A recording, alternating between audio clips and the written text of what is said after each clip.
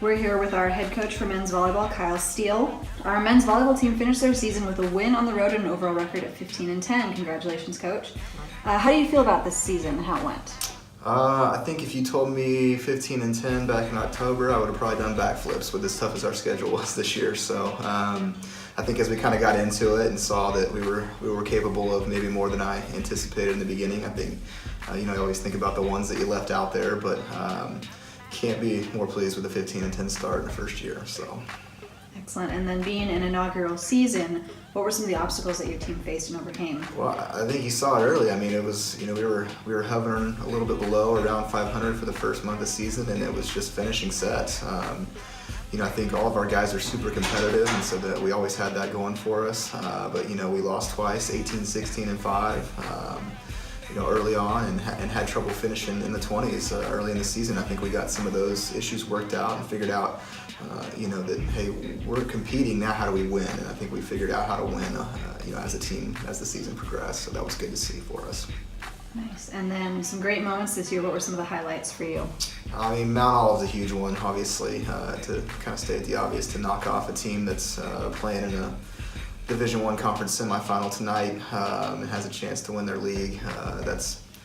You don't get many opportunities like that, much less in the first year, and for us to have played that well against a really solid team that went 11-4 in their league this year was a good one. I think knocking off Hope a couple of times, which is a future league game, getting Merced, which is a future league game. All these, for our future conference grouping, all those experiences, home and away, were good for us. But I think just seeing the progression that we made from October to, obviously April, I think was probably the most rewarding thing about the season, was just to see the growth of the guys. So you set a really tough schedule this year with some big high-ranking teams. What was that experience like for your athletes? It was more out of necessity. Obviously, we wanted to stay. We don't have to travel to the Midwest every other weekend. So, you kind of get what you get when you're out in the West, and that means playing tough teams. And we set it up that way with anticipation to get the guys some experience and to know that, hey, this is what we're aspiring to. We're not, our goals aren't limited to the NAI. And I think, to help us that we were competitive, had played a super close one against UCSD, and to get Mount Olive and, go 4 sets with Concordia, and GCU kind of tossed us around a little bit, but to at least be competitive in the 20s and in all of those matches, it's going to help us in recruiting going forward. It's going to help the guys. I think it helps with their confidence, and I'm glad that it worked out that way, because when we set it up, not to mention all the tough NAI games we played, to add 4 of those to the schedule, I'm glad it went the way it did, and the guys responded, and it gave them something to look forward to be a real hard challenge for this year. So.